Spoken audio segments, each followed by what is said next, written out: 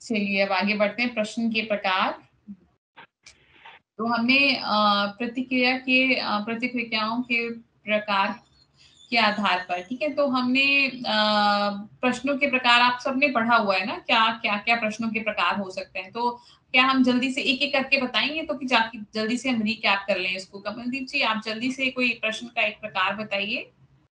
किस तरह के प्रश्न बनाए जा सकते हैं। हमने इतने सारे प्रश्न देखे हैं, तो इसमें से हमने किस तरह के प्रश्न बनाए इसमें। ये अभी के सारे प्रश्न मैम बहुविकल्पी प्रकार के थे, सीमित हाँ। विकल्प वाले, जिसमें हम्म, सभी के 4 ऑप्शन थे। 2 ऑप्शन भी हो सकते हैं, 3 ऑप्शन भी हो सकते हैं। हम्म, और सही गलत की कोई सेंटेंस दे दिया और वो सही है गलत पूछना, और जोड़ी मिलान वाले, ये सीमित विकल्प वाले प्रश्न हैं। तो अभी तक बहुविकल्पी प्रश्न हम बना रहे हैं। हम्म, फ्री रिस्पॉन्स प्रश्न जो जिसमें स्वतंत्र रूप से अभिव्यक्ति वाले प्रश्न होते हैं, जैसे अभी हेमंत सर ने बनाए थे प्रश्न कि एक वाक्य दे दिया, उसमें कौन सा सटीक शब्द है वो भरें, या किसी वाक्य विशेष की व्याख्या करने वाले प्रश्न हो सकते हैं इसमें।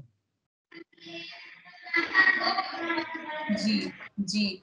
तो तो हम इस तरह से प्रश्न बना सकते हैं। मैं चाहती हूँ कि अगर आप एमसीक्यू में भी जो बहुविकल्पीय प्रश्न होते हैं उसमें कुछ नया सोचें, क्या किस तरह में उसमें क्रिएटिविटी लाई जा सकती है, रचनात्मक, उसमें क्या नयापन लाया जा सकता है। जैसे अभी एक और क्वेश्चन किसने बनाया था, वो ए और बी शायद आपका ही था,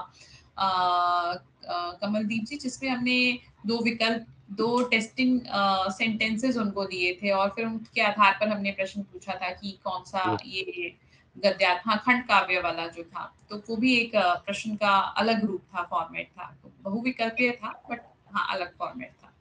तो इस तरह से हम प्रश्नों का निर्माण कर सकते हैं। आगे बढ़ते हैं। किस प्रकार के प्रश्नों का उपयोग हमें करना चाहिए, तो हम जल्दी से इसमें बढ़ते हैं कि विद्यार्थियों की अवधारणाओं की जो है गलत समझ की पहचान कर सकें कि गलत क्या है उसमें। ये शिक्षकों के लिए भी आसान रहता है कि अगर वो गलत अवधारणाओं, कॉन्सेप्ट्स, जो बेसिकली हम जिसको कॉन्सेप्ट बोलते हैं, अवधारणाएं हैं, उनको समझ सके। हमें अपने विकल्पों में ऐसे चयन करना चाहिए। जैसे आपने एक अलंकार का उदाहरण हम लेते हैं, तो आपको उस उदाहरण से पता चल जाए कि इस बच्चे को श्लेष और यमक में अंतर समझ आ गया है। तो इस तरह से कुछ अपने विकल्पों का चयन करना चाहिए।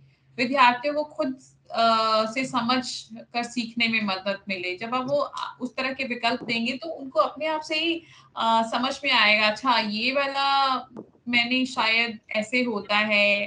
अभी खंड काव्य और गद्य खंड काव्य वाला ही हमने डिफरेंस लिया, तो वो थोड़ा सा खुद से समझने पे, रिफ्लेक्ट करना, अपने आप को बताना, समझ के डिसाइड करना, तो उससे उनको हेल्प मिलती है।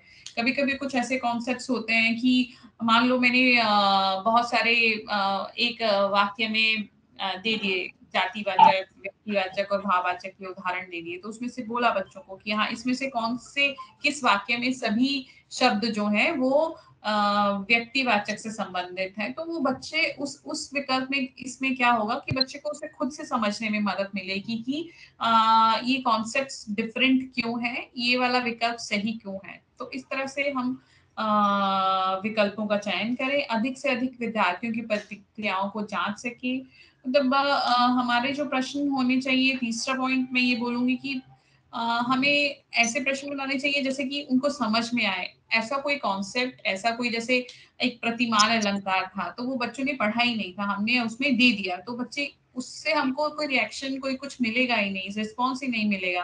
तो ऐसे चीजों को हमको अवॉइड करना चाहिए। हमें ऐसी चीजों को नहीं शामिल करना चाहिए जो बच्चों ने पढ़ी ना हो या बच्चों के लिए नहीं हो, बिल्कुल नहीं हो। तो उन सब चीजों का ध्यान रखना चाहिए हमको।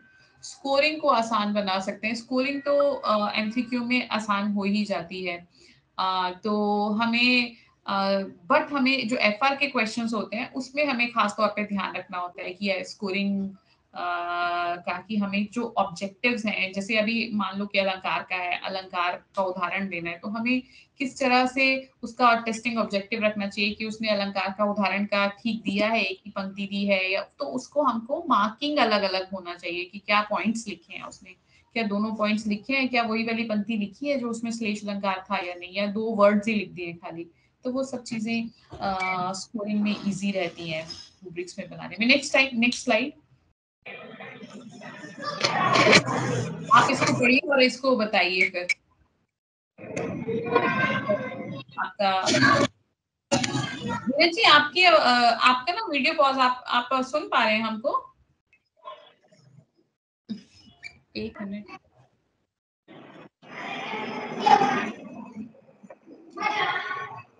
धीरज जी, आप सुन पा रहे हैं? मैडम बहुत कट के आवाज आ रही है, समझ नहीं, सुन नहीं पा रहा हूँ। हेलो। हाँ, अभी आवाज आ रही है? बहुत बिल्कुल नहीं, अभी थोड़ी आपकी स्पष्ट है, पहले तो बिल्कुल नहीं क्या हुआ। अच्छा, ठीक है। तो आगे बढ़ते हैं, आगे वाला प्रश्न लेते हैं यदुवीर जी। तो इसमें अगेन फिर से रिव्यू, अगर समीक्षा पे हम जल्दी से इसकी समीक्षा कर लेते हैं, इसमें क्या त्रुटि है, कैसा होना चाहिए प्रश्न, क्या गड़बड़ी है, तो जल्दी से हम एक एक पॉइंट सब बोलते हुए आगे बढ़ेंगे और कोई भी फीडबैक को रिपीट नहीं करेगा, ताकि हम एक जल्दी से रिकैप कर लें। महेंद्र जी।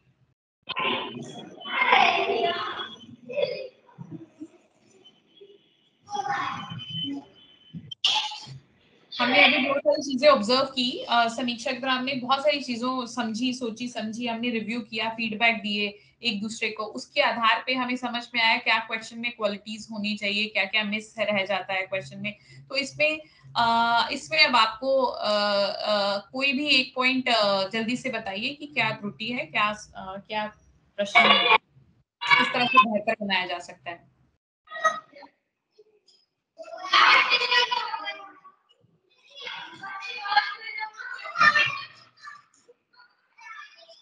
मैडम, इसमें नहीं के नीचे लाइन नहीं है, अंडरलाइन नहीं है।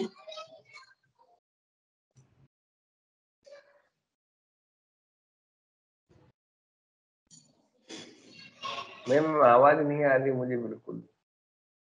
किसको आवाज, धीरज जी को आवाज नहीं आ रही है, किसको आवाज नहीं आ रही है? सर आप अपना ना वीडियो ऑफ कर सकते हैं।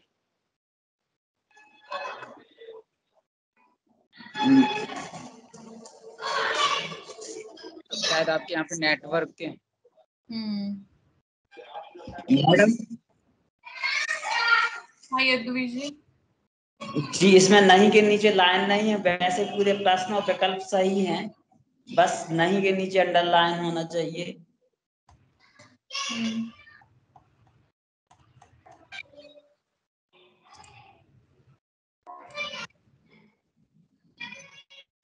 ठीक है, तो बेसिकली इसमें प्रश्न जो है ना वो ठीक से पूछा नहीं गया है।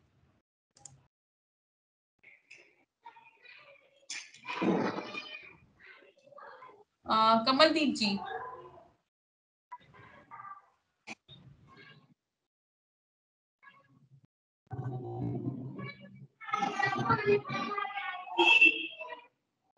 मैडम, प्रश्न का फॉर्मेटिंग जो है ऐसा होना चाहिए कि निम्नलिखित में से कौन सा शब्द सभी का समानार्थी नहीं है, इस तरह से प्रश्न। और विकल्प 4 जो है वो बड़ा है, तो 3 अक्षर वाला ही विकल्प होता है यहाँ पर, तो ठीक रहता है। क्यों, ऐसा क्यों? ये आपको स्टैंड आउट कर रहा है, या तो हमें एक और ऐड करना था 4 वर्णों वाला शब्द, ये बोल रहे हैं? हाँ मैम, एक जैसे होते, जैसे सारे 3 वाले हैं फिर एक 4 वाला। स्टैंड आउट हो रहा है। ठीक है, तो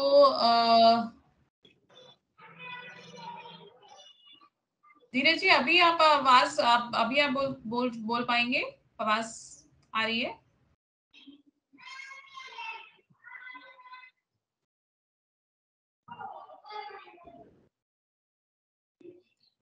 इस प्रश्न में इनकम्प्लीट लग रहा है, प्रश्न भी क्लियर नहीं है, नदी का समानार्थी नहीं है।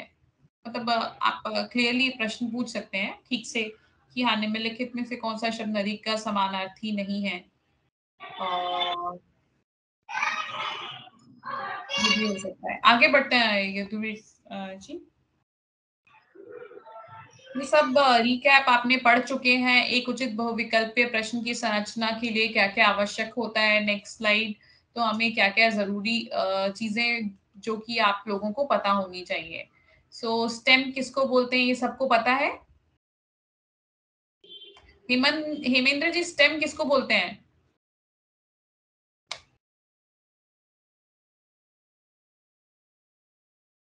म्यूट पे हैं आप। हेलो। संरचना। हाँ? स्टेम मतलब संरचना है, शाखा। किसी कोई मुझे बता सकता है स्टेम किसको बोलते हैं हम? प्रश्न का मुख्य भाग जो मतलब पूछा जा रहा हो स्टेम। हाँ, प्रश्न का मुख्य भाग जो पूछा जा रहा है उसको हम टेस्ट स्टेम बोलते हैं। हेमेंद्र जी ध्यान रखिएगा, ये बेसिक चीज है, इसको याद रखना है कि स्टेम किसको बोलते हैं, क्योंकि एमसीक्यू में ये टर्मिनोलॉजी बहुत यूज होती है कि हाँ भाई स्टेम क्या है, ऑप्शंस क्या है, डिस्ट्रैक्टर्स क्या है, इस तरह से। तो स्टेम मुख्य भाग। अब यहाँ अगर अब हम इस प्रश्न की बात करें तो यहाँ पे हम देखेंगे कि भारत सरकार ने भी खजाने को खूब खोजा पर कुछ हाथ न लगा। तो इसमें से स्टेम क्या हुआ? तो वाक्य का संयुक्त वाक्य एक संयुक्त वाक्य है। इसे बिना अर्थ बदले सरल वाक्य में कैसे लिखा जा सकता है? तो बेसिकली हम जब ये जो आपका हो गया स्टेम हो गया, तो जब हम स्टेम के अंदर कोई भी पंक्ति आती है या जिसको हम टेस्ट करना चाहते हैं तो हम उसको टेस्टिंग सेंटेंस बोलते हैं, टीएस बोलते हैं, टेस्टिंग सेंटेंस। तो इसमें ये जो है भारत सरकार ने खजाने को खूब खोजा, तो ये टेस्टिंग सेंटेंस हो गया। ठीक है, और ये हमारे ऑब्जेक्टिव्स, फैक्टर्स, इसके डिफरेंट डिफरेंट ये नेम है, ये हम इसको बोलते हैं। आंसर को हम आंसर बोलते हैं और सीए भी बोलते हैं। सीए मतलब करेक्ट आंसर। तो कहीं कहीं पे आपको बोलेंगे सीए क्या है, शॉर्ट फॉर्म जैसे हम यूज करते हैं ना, तो सीए, तो आपको ये सब चीजें टर्मिनोलॉजी आनी चाहिए। सीए क्या है, टीओ टेस्टिंग ऑब्जेक्टिव क्या है, टीओ बोल देते हैं कभी कभी, टीओ नाउ।